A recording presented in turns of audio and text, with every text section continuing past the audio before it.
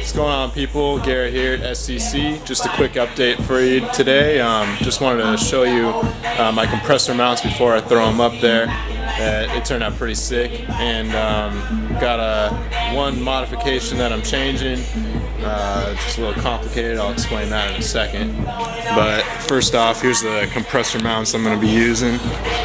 So this is actually the bottom side. It's going to be hanging up like that, and then they'll each bolt up lengthwise with the car.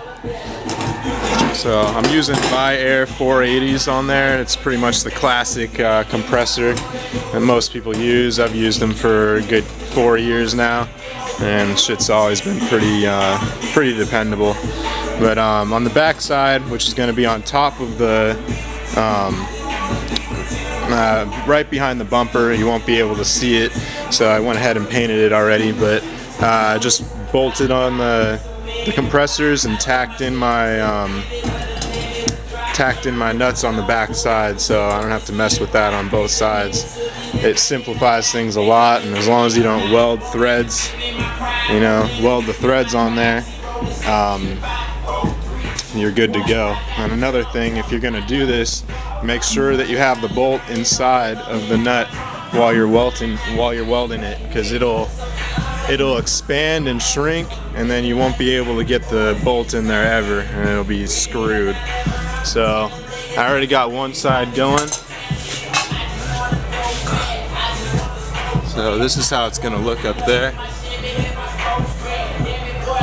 So these bottom two pieces, which, there we go, here, I'll show you right here. This piece and this piece are added on after I get the plate on there, because I can't reach the top pieces to weld them with those bottom ones on, so I wait to put those on.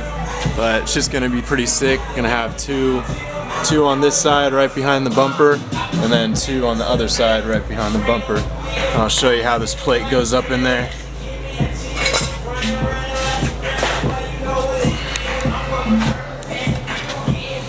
Okay, so just so you know where we're at on the vehicle, back side of the truck. Sometimes it gets a little confusing, but yeah, this is gonna go up in here just like that. So I'll go ahead and weld it on all sides, and then add those bottom pieces, and shit is sturdy as hell. So that takes care of that. I just figured I'd show you guys the plate I'm using. It's 1/8 inch plate, and with all these gussets on it, it's strong as hell. So I'm going to be doing that on the Trailblazer as well.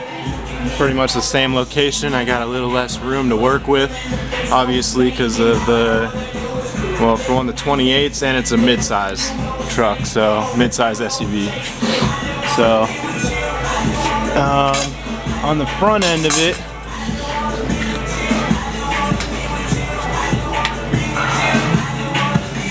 then coming in here, and I got my rack and pinion out, and I just started patching all this stuff in. Just got to get in here and do some cleanup, grinding, and clear the top. Got to smack this side, this little corner down a little bit, and match it up with here, and weld it onto the racing tab, and same thing on this side. And I went ahead and started welding all this back up. That after I get all this welding done and a little cleaned up, I'm gonna go ahead and throw the radiator front core into the truck and get that shit moving. Get the front end back on the truck and see where we're at. And I think everything's pretty much patched up on the front end, other than some little minor welding and bullshit. Main thing I want to do is get the motor started, make sure everything runs right, and then I'm gonna take the front apart again and patch up the firewall and finish all that up. So, there's a process for everything. It's amazing how many things you can overlook, but just in those compressor brackets, it's a little tough to get to them sometimes, but man, planning is everything, so take your time on that. Alright, so here's what I ended up with those compressor mounts. Turned out clean. Compressor's going to be nice and tucked in there. And then I'm going to build a little sheet metal guard for them so that they don't get a bunch of shit thrown up on them. And there's the other side.